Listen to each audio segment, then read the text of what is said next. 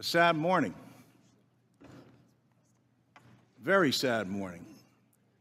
When this committee, the oldest and most continuous in the Congress, neglects its responsibility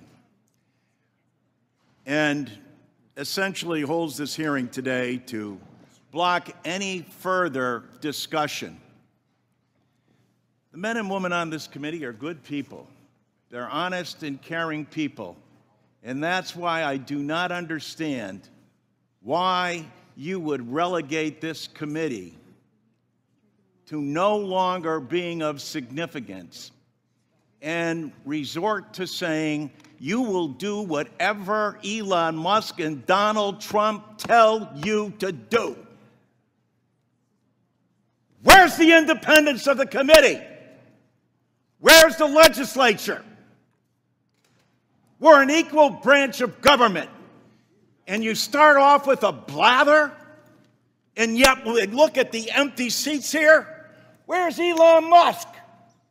I'm sure he's a genius and is a very credible person because of the wealth he's accumulated. But that does not put him above the law or the responsibility to come before this committee in this Congress. If he's so great, if these plans and all the fraud and abuse that he's found are so eminent, why isn't he here explaining it? You know why. Because he's out to privatize Social Security. He's been on television the last couple of days talking exactly about Social Security, Medicare, and Medicaid, and what he intends to do. Privatize it.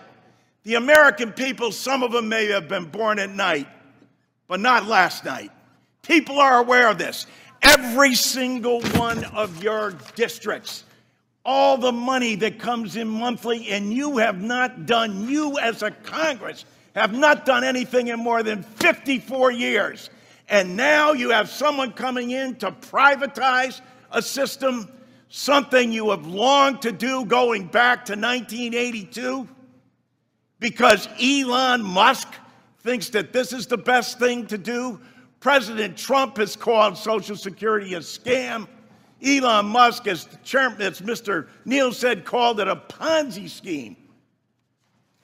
Ask that of the people in your district. Ask that, Mr. Smith, of the more than 198,000 people in your district who rely on Social Security, and you won't even let the person who's planning to privatize it, who's telling the big lie in front of everyone, in bold as he possibly can, saying, this is what we're going to do. The Congress is in our back pocket. We don't even have to come before them and testify because we control the House, we control the Senate, and we control the presidency.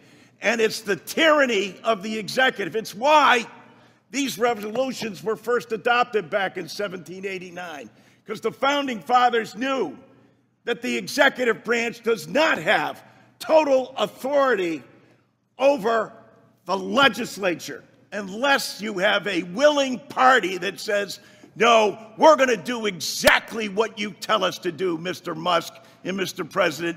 It doesn't matter to our constituents. It doesn't matter how much money they are not going to receive.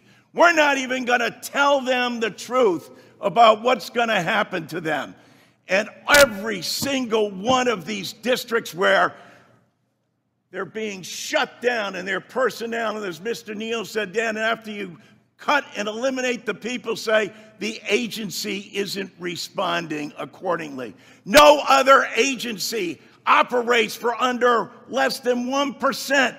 With that, they administer to over 70 million people in the nation's #1 anti-poverty program for the elderly and children. Shame! Shame! Can't bring people in front of this body? If he's right, if they're so good, if they're so just, why aren't they here telling the American people about it? They're not, because you know the truth.